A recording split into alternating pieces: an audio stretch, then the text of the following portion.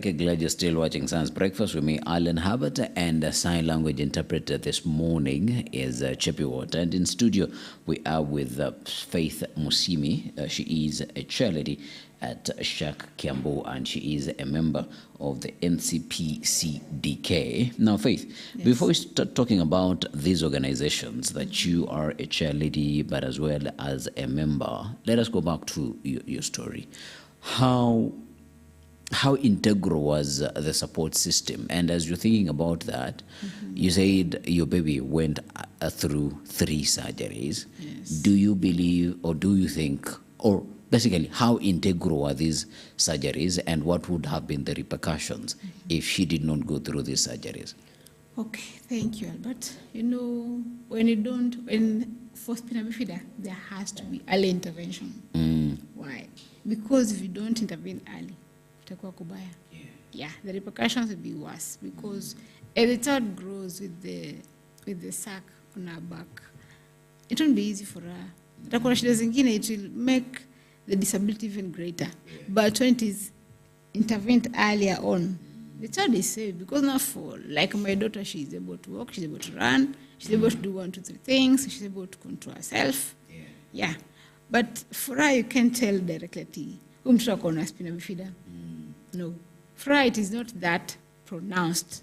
No, you can't say it. Even people, when I tell them that she has this, they're like, how now? She doesn't look like, only the medics can.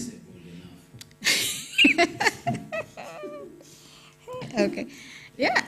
Because they'll think that anafaa kuwa na crutch, anafaa kuwa wheelchair, she's maybe miguu haifanyi kazi. But it comes in different stages. Like now for it was upper chini kabisa, almost near the bum. So it didn't affect her much. And then all the surgery were done earlier on. Ilimsaidia sana to make sure. That you went and checked on Google and decided what to do. You were decisive at when it mattered most. Yes, sure. Yeah. It's true, And then now the raka. It's very important. Because chelewa utapata mwanasi wako. So the earlier the better. Because it helps them making sure that any other disability, any other challenge which could arise out of the delays is dealt with earlier on. And then they are monitored, they are made sure that, like, let's say for example, she delayed in walking. The other things are fine, but in walking she delayed.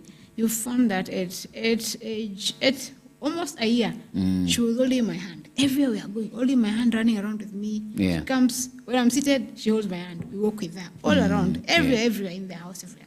And then when I went to Kijabe, they saw her. They asked me, I told them she's already 1 year. And why is she not walking by herself? No. They told me, no, she should have walked from 9 months ago, 10. So what we need to do is therapy.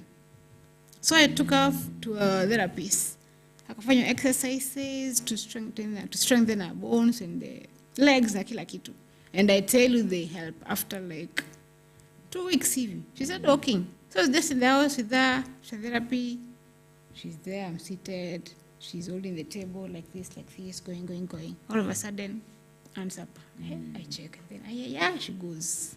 She started walking. Hey, I told you. And you're a happy mother. Yes.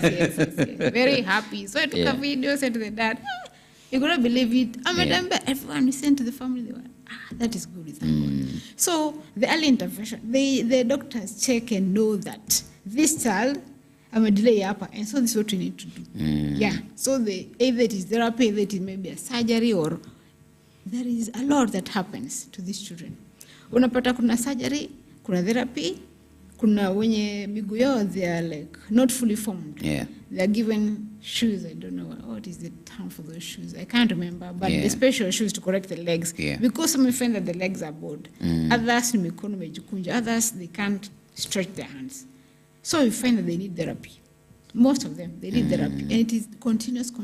So every time as the nurses come for the clinics, they check all these details. Whether it's the bladder, have you gone for the ultrasound? Like they have to go for an ultrasound every year, once a year. You must have an ultrasound. Could check the bladder, could check whether everything is okay. Here, there is the normal procedures they do, the vitals, everything. there is a stage, every stage, every milestone, there is what they're supposed to have achieved by that time. Yeah. So if a parent does not do that, there are repercussions. Let me tell you, for example, there is one parent, not just one, there are several, who have not followed the clinics. Unapata mzazi alipata mtoi, ndio she's been for clinics, amepata the necessary treatment, the necessary services she needs, but then they disappear for a while. And then what I like about the Bethany Kids team, there is a mobile unit whereby they go across all the country, the different counties, making sure that they follow these children where they are. So they don't have to go back to Kijabe. Remember, we have people and parents from all over Kenya, even Sudan. They come to Kijabe. And so the mobile team make sure that they go to these places, these counties, and reach the patients who are there. And so everywhere they are catered for. They come in Thika, they come to Achako, they come to Mombasa, Kisumu, Nakuru, all across. Yeah. You find that out way too, they need that care and they need to be followed up. And those people, these parents who boycott the clinics, they come back crying. Mtoto wangu, they've lost sight. Yeah. Especially those who have hydrocephalus and they're not monitored. They go the shunt blocks and they don't know because there's no scan to show that the shunt has blocked. And maybe they don't know the signs, the telltale signs, the hydro. So mtu anakuja, mtoto alipoteza macho. Why were you not coming for clinic? Mtoto aliaga. Ulikuwa wapi mama, baba ulikuwa wapi? So you see, it is very crucial for us parents to make sure that we follow up on our children. Make sure we follow up the clinics. Make sure we check. We are taught how to do this exercise, how to stretch the bones, how to make sure that they are doing okay. Yes. And you might find that those parents who unfortunately might not be able to follow up to the last mile of their children, it's because of the support system that they have around them. What do you think made your support system a little bit different? Because we've had stories where a mother has given birth to a child with a disability. They tell the father, and the father is like, no, that child is not mine. And now that extends to the extended family. But you say that your father-in-law and your mother-in-law were also very supportive in this process. Of course, that is the decency of what a family is supposed to do. But what stood out for you, and what can the viewers watching pick from your experience? Okay, thank you. What they can pick is that family is important. A support system is important. It may not be your family, it may be your friends. But for me, my parents-in-law were there from the onset. They made sure that we go to clinic, we attend all these clinics, we have everything that they need. And remember, these surgeries are costly. They are costly. I can imagine 3 surgeries. Yes, they are costly. So if the parent and a support system, how will they cover these costs? I know Kijabe, we have sponsors who are able to pay a certain amount for the surgeries for children. And then now the others have to cough up the amount. Out of pocket. Yes. So what I would urge people is that tafadhali ni wazazi, familia, let's come together. These children are ours. At the end of the day, ni wetu. You cannot say, mtoto ako disability, kwetu hakuna. And no, that is what happens. Who's your wetu? No, kwetu hakuna, labda kwenu. That's what you wonder, seriously.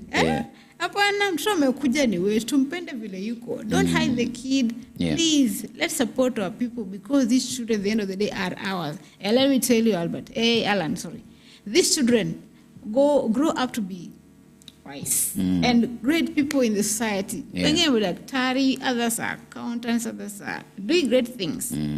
So usipuuze mtoto ati sio wako. There are stories. Some stories I've had. Now, for example, there's a friend of mine who is working in a different organization. And then that person, that friend, is the one who's supporting the dad when he's sick. Wengine wamezao ndio wana support. Wengine it is the community they're supporting. Why? Because the children are brave. They are brave, they can do anything. And let me tell you, if you support them, give them that education, give them the love they need, show that they can do it, because they are well able.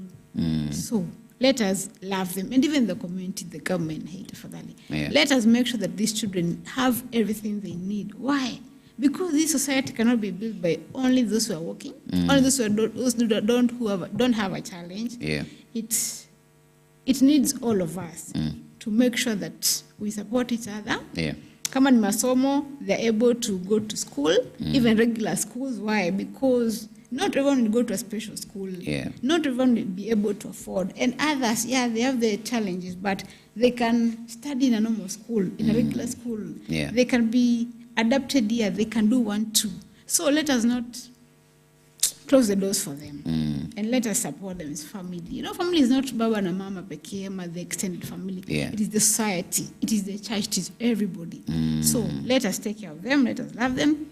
And let us unite hands. Yeah. Because at the end of the day, ni wewe tu. And we cannot say, even when checking the Bible, Jesus was there taking care of those who had different challenges. Yeah. The blind, the lame, those with leprosy. Mm.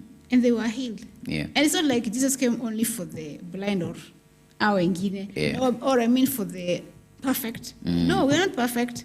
And it did not just come for those who are righteous. No, Yeah. it came for all of us. Yeah. And if me and you hold hands, every other person, and say that, let's take care of our community, we'll go far. Yeah.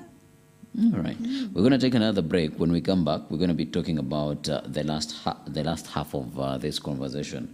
We're going to be sharing a little bit about Shark and what the NCP CDK does in terms of supporting parents with children with disabilities. Keep it science, and we'll be back after the break.